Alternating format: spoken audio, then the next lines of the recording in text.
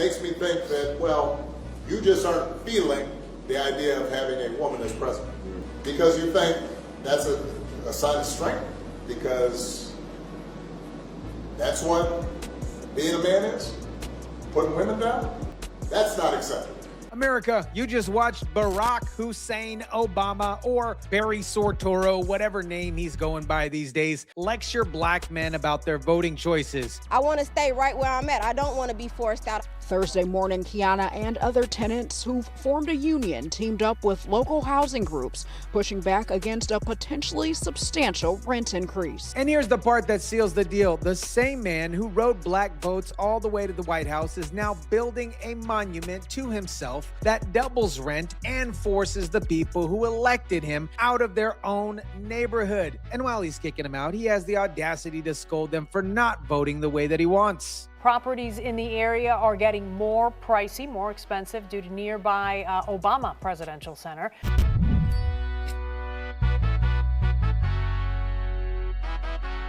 What is up, guys? Tyson DeLaCruz here. Thank you so much for rocking with me. Let me walk you through one of the most perfect metaphors of Obama's presidency, because this Obama Center situation is absolutely poetic and pathetic at the same time. Barry Sortoro, or Barack Hussein Obama, spent 8 years convincing black Americans that he was the champion, that he was black Jesus, first black president, historic, change we can believe in, he says. It was all BS. $700 to $800 rent many tenants are paying now would become unaffordable. Well, he's required for it to be affordable, but again, affordable is considered 60% AMI, which is not really affordable. So let me get this straight. You're paying $700 a month for a one-bedroom, which is already kind of a stretch for most people's budget in a lot of different scenarios. Then Obama decides to build his $850 million presidential center just a few blocks away. And now developers are obviously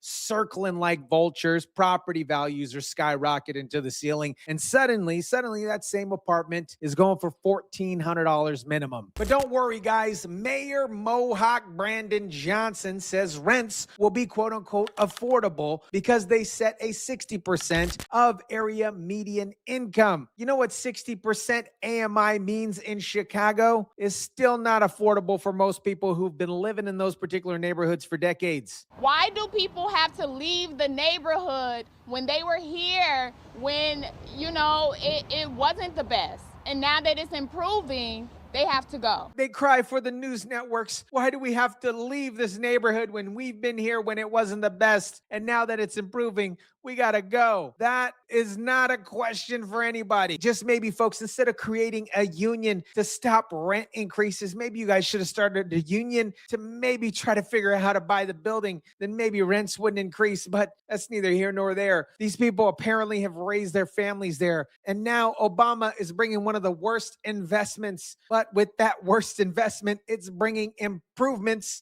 that these people are being priced out. That is Obama's legacy. Pure betrayal. Now let me show you what Obama's spending $850 million on, because it is not some beautiful architectural marvel. This is what happens when you let Jamarcus Jamoy Johnson, his first big contract, do the concrete in this particular building. This is what happens when you let DEI, the he, they, them PlayStation 3s are hired for this construction project. You get absolute crap. Where's President Obama been? He's been building a very expensive eyesore in Chicago for the form of a library. Yeah. We saw a tour of him inside, and the inside doesn't look any better than the outside. People have compared it to the Dark Star, some sort of Star Wars thing. But we have now. There it is. You go. Look at that. So that's what he's spending hundreds of millions of dollars to do. Look at this thing. That's $850 million for a presidential center. I have salt rocks, guys, that look better than that. That looks absolute like trash. Disgusting design. This seriously looks like a 6-year-old designed it, or somebody who failed architecture school. Or maybe there's a transgender artist that used to do comic books and said, you know what? do the Obama Center. And Obama said, yeah, let's do it. There are not a lot of windows on the building, but that's intentional because sunlight is just not a friend to the artwork. Guys, you know what else has no windows? Prisons, bunkers, tombs. But sure, Barack built a windowless concrete monstrosity and called it intentional design. I call it intentionally stupid. President, you're building your ballroom right now. They're also building the Obama Presidential Library. I'm wondering if you've He needs help. Have you seen pictures of the architecture? And Yeah, I did. It's not too pretty. No, but it's closed. It's stopped. They ran out of money. I mean, he's building a library / museum. You know, you call it some museum, and usually they call it library and museum. That's the official name. And they're stuck. And he wanted only women and DEI to build it. Well, that's what they got. And the construction workers are standing out there and saying, we want to be able to build it. You know, I built a great building in Chicago, as you know, a big, beautiful building, one of the tallest buildings in the country. And we got it built very quickly, very well. And we used the construction workers of Chicago. They're great workers. They're great construction people. And I suggest that he get them involved. But they're hundreds of millions of dollars over budget. And I think it stopped. I'm reading these terrible stories. But that's the way our country was run under President Obama, too. Nobody knew it. And here's the kicker. Trump revealed that Obama insisted on DEI hiring for construction. Only women, only diversity hires, not the people who are best at construction. And you're surprised that it looks like a Soviet-era housing block and cost $850 million. For context here, the George W. Bush Presidential Library cost $250 million. The Clinton Library, $165 million. Obama's costing $850 million, and that thing is still counting. That's what happens, guys, when you prioritize woke ideology over competence. Now let me address the elephant in the room that hardly anybody wants to talk about. Obama never did a damn thing for black people. He got elected because he was black. That's it. That was the whole reason. He bamboozled damn near every black person in America. And now that the Obama Center is coming, all of these new buyers want to come in and they want to take over the land that has already been here and kick out the people that have been here and have benefited from this community and have also put something into this community. Black unemployment didn't improve significantly under Obama compared to overall trends. Criminal justice reform didn't happen until Trump came in with the First Step Act. Wealth gap between black and white Americans got worse during Obama's presidency. But hey, at least he gave us hope and change, right? And now his presidential center, his legacy point, is literally displacing the black community that put him in office. These apartment complexes near the area, the residents have been there for decades. Some of them were born there. And now they're forming tenant unions to fight evictions because Obama's monument to himself is making their neighborhood unaffordable. The group says a prospective buyer from California plans to gut and rehab the building or demolish it.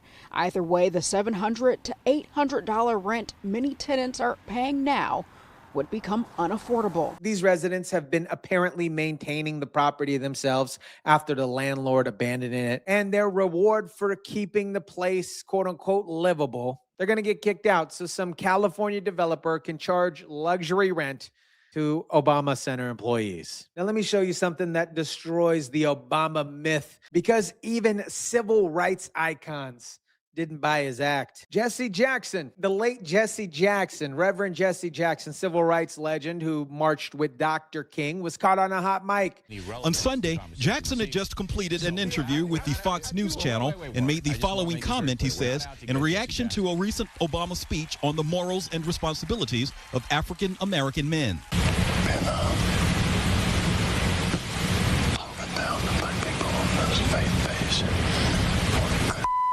And what was Barry Soetoro, Barack Hussein Obama doing to piss Jackson off? Exactly what he was doing during the presidential campaign, lecturing black people about their morals and responsibilities while doing absolutely nothing to actually help them. Also, the big thing is just how expensive this library has come. It was supposed to be $300 million. It has ballooned in price to $850 million.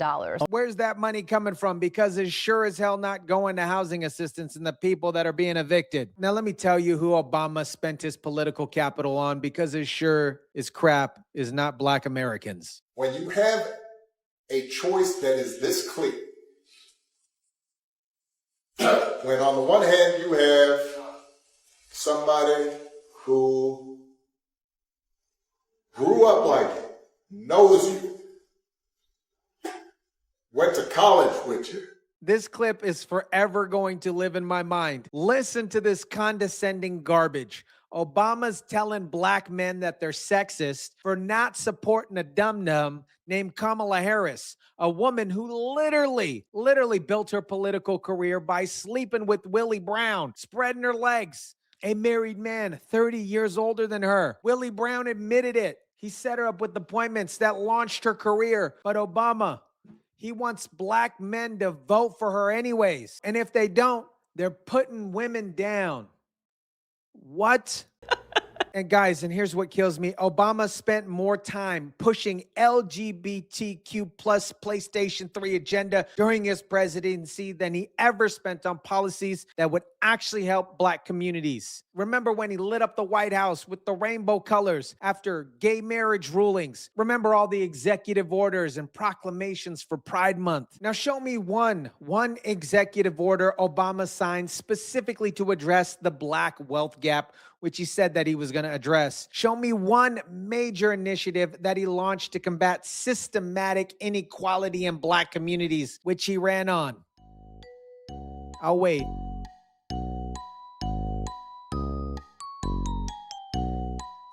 Mayor Brandon Johnson has been an advocate to help the Jackson Park community. It adds the mayor partnered with Alderman Desmond Yancey and community organizations, including Southside Together, to pass the Jackson Park housing pilot ordinance designed to prevent long-term neighborhood residents from being displaced, which was approved by the full City Council. And now you have Brandon Johnson, another Democrat failure, pretending he's helping by passing ordinances that don't actually stop anyone from getting displaced. Jackson Park Housing Pilot Ordinance designed to prevent displacement. Cool, Brandon. Cool, Brandon. How's that working out for the 700 residents in that particular apartment complex? And here's the final piece people don't want to acknowledge. Obama opened the door for all the woke bullcrap that Trump and the administration is now having to clean up. Every insane progressive policy that we see today, every DEI mandate, every gender ideology pushed on kids, every equity over equality disaster, that pipeline was started by Barack Hussein Obama. Former President Obama with a hard hat and a construction vest walking around giving the American public a tour. Here it is. You know what I think that is? Shades of Dukakis. I think Obama realized how successful Donald Trump was when he engages and does things like this. And he thought, I'm going to steal a page and try and sell my eyesore presidential library. Look at him give a hard hat tour like he's some kind of blue collar builder. This man never built anything in his entire life, except for his own brand. And now he's cosplaying as a construction worker while people that he was supposed to represent are being forced out of their own neighborhood. America, Barack Hussein Obama, Barry Soetoro, whatever name fits the moment, spent 8 years convincing black Americans that he was their savior, that he was Black Jesus, first black president, historic, new era.